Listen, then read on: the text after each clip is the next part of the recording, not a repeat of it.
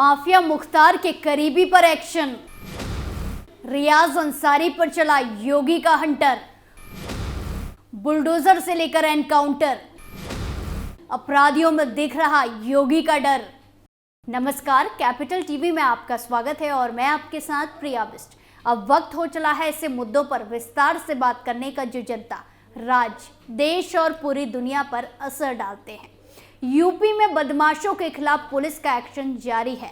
UP सरकार पीड़ितों को न्याय दिलाने के लिए पुलिस और प्रशासन को सख्ती से नियमों का पालन करने के निर्देश दे चुकी है।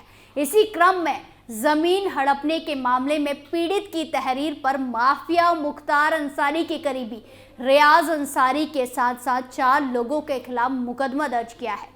आज माफिया मुख्तार अंसारी के करीबी पर लगातार हो रहे एक्शन पर बात करते हैं और जानते हैं क्या है पूरा मामला। माफिया मुख्तार अंसारी के करीबी और 25,000 के इनामी बहादुरगंज नगर पंचायत अध्यक्ष रियाज अंसारी की मुश्किलें कम होने का नाम ही नहीं ले रही है।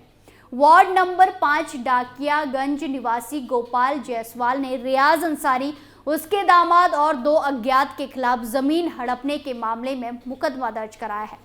नगर पंचायत बहादुरगंज के वार्ड नंबर 5 डाकियागंज निवासी गोपाल जायसवाल ने तहरीर देकर पुलिस को बताया कि उसकी पैतृक जमीन नगर पंचायत बहादुरगंज में है। पारिवारिक बंटवारा पिता और चाचा के बीच में हुआ था। भाई बेचू प्रसाद और उन्होंने हिस्से पर मकान बनाया था। भाई बेचू प्रसाद के निधन के बाद 2021 में उनकी पत्नी शकुंतला देवी बंटवारे के बाद साल 2021 में अपना हिस्सा 81 वर्ग मीटर बहादुरगंज नगर पंचायत के चेयरमैन रियाज अंसारी के दामाद शहर कोतवाली की सट्टी मस्जिद निवासी एतहत शाम को बेनामा कर दी और बनारस जाकर रहने लगी। वहीं फिर कुछ दिन बाद रियाज अंसारी के साथ उसका दामाद एतहत शाम अंसारी और अन्य 2 लोग घर आए और जबरदस्ती उन्हें गाड़ी में बिठाया और लेकर चले गए। वहां रियाज अंसारी और उसके साथ के लोगों द्वारा मुख्तार अंसारी का नाम लेते हुए धमकी दी गई। उन्होंने आगे कहा कि मकान मुझे दे दो, नहीं तो पूरे परिवार को खत्म कर देंगे। घटना के बारे में पत्नी और बच्चों को बताया गया। पूरा परिवार सहमा हुआ था। वहीं फिर दूसरे दिन रियाज अंसारी एतहत शाम 2 लोग के साथ पहुंचे और घर से निकाल कर ताला लगा दिया गया। डर कर बलिया जाकर वो रहने लगे। इसी बीच रियाज और उसके दामाद घर में रखा सिलेंडर, गैस चूल्हा, पीतल व फूल के बर्तन और अन्य घरेलू सामान उठाकर लेकर चले गए। बच्चों के भविष्य को देखते हुए तत्काल इसकी सूचना नहीं दे पाए। वहीं इस पूरे मामले में प्रभारी निरीक्षक धर्मेंद्र पांडे ने बताया कि नगर पंचायत बहादुरगंज अध्यक्ष रियाज अंसारी और उसके दामाद एतहत शाम के खिलाफ नामजद और 2 अज्ञात के खिलाफ मुकदमा दर्ज कर जांच चल रही है। मालूम हो कि बहादुरगंज नगर पंचायत के चेयरमैन रियाज अंसारी की पत्नी निखत परवीन के मदरसा में फर्जी डिग्री पर नौकरी दिलाने कराने के मामले में लंबे समय से फरार चल रहा है।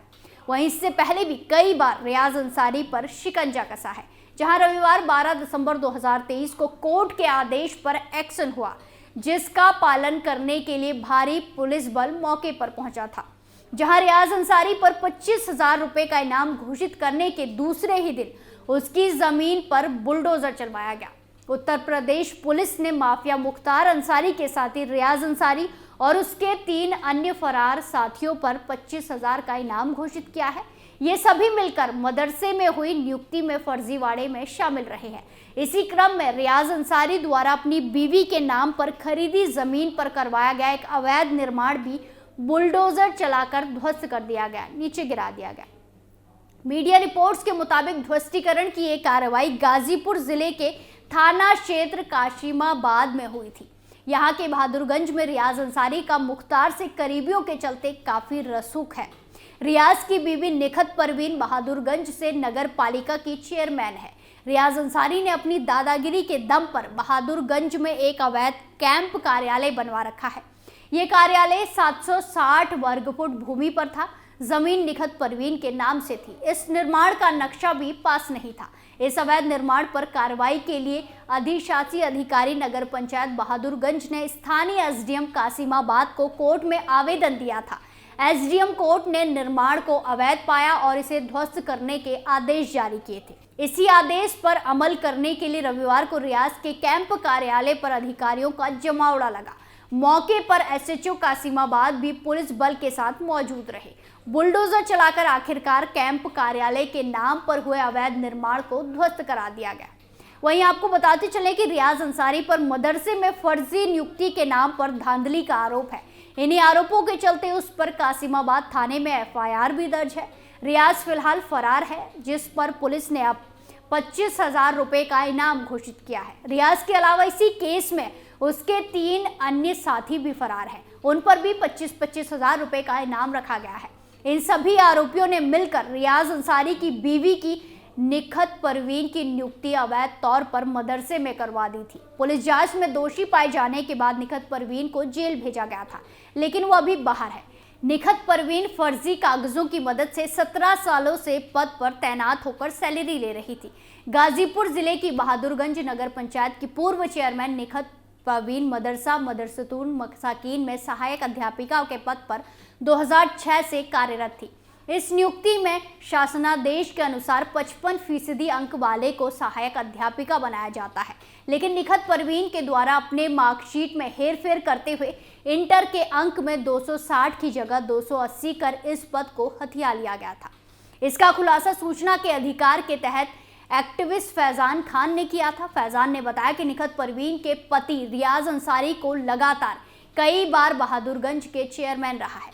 वो मुख्तार अंसारी गिरोह के सक्रिय सदस्य के रूप में भी शुमार है।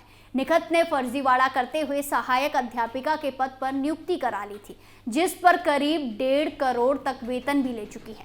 फैजान ने इस मामले को लेकर शासन में भी शिकायत की। शिकायत पर जिला अल्पसंख्यक कल्याण अधिकारी के द्वारा जांच की गई और जांच में मामला सही पाया गया था, जिसके बाद जिला अल्पसंख्यक अधिकारी ने निखत परवीन सहायक अध्यापिका के खिलाफ तहरीर देकर मुकदमा दर्ज कराया। गाजीपुर पुलिस ने निखत को गिरफ्तार कर जेल भेजा। पुलिस अधीक्षक ओमवीर सिंह ने बताया कि जिला अल्पसंख्यक अधिकारी की तहरीर पर कासिमाबाद कोतवाली में निखत के खिलाफ मुकदमा दर्ज कराया गया, जिसमें धारा 420 सहित कई गंभीर धाराओं में मुकदमा दर्ज हुआ। वहीं मदरसे में नियुक्ति के इसी फर्जीवाड़े में खुद मुख्तार अंसारी भी नामजद चल रहा है। वहीं मुख्तार अंसारी अभी जेल में है और रियाज अंसारी साथियों के साथ फरार चल रहा है। काफी खोजबीन के बाद भी न मिलने पर पुलिस इन चारों के खिलाफ अदालत से कुर्की के आदेश भी ले चुकी है। वहीं 2 दिन पहले मुख्तार के एक और करीबी पर योगी का हंटर चला था, जहां मुख्तार के करीबी माने जाने वाले बिल्डर सिराज अहमद के खिलाफ बड़ी कार्रवाई की गई। दरअसल शुक्रवार की सुबह लखनऊ विकास प्राधिकरण ने सिराज अहमद के आलीशान एफआई अस्पताल को बुलडोजर से ध्वस्त करा दिया। बता दें कि इससे पहले 24 दिसंबर 2023 को अस्पताल को सील कर दिया था, जहां शुक्रवार को कड़ी सुरक्षा व्यवस्था के बीच एलडीए की टीम बुलडोजर लेकर पहुंची और अवैध तरीके से बने अस्पताल को ध्वस्त किया गया। अस्पताल से सटे एफआई टावर बिल्डिंग भी सिराज अहमद की है। बताया जा रहा है कि अब इस पर भी जल्द एक्शन होगा। एलडीए ने एफआई टावर के 2 फ्लोर को अवैध घोषित किया है।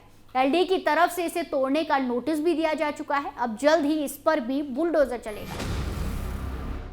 वहीं बताया जा रहा है कि एफआई टावर के 8वें और 9वें फ्लोर पर बने 24 फ्लैट्स और एक पेंट हाउस बिना नक्शे के बनाया गया है। कार्रवाई के बाद फ्लैट ओनर्स में नाराजगी भी देखने को मिल रही है। फ्लैट ओनर्स का कहना है कि जब अपार्टमेंट बन रहा था तब एलडीए कहां था।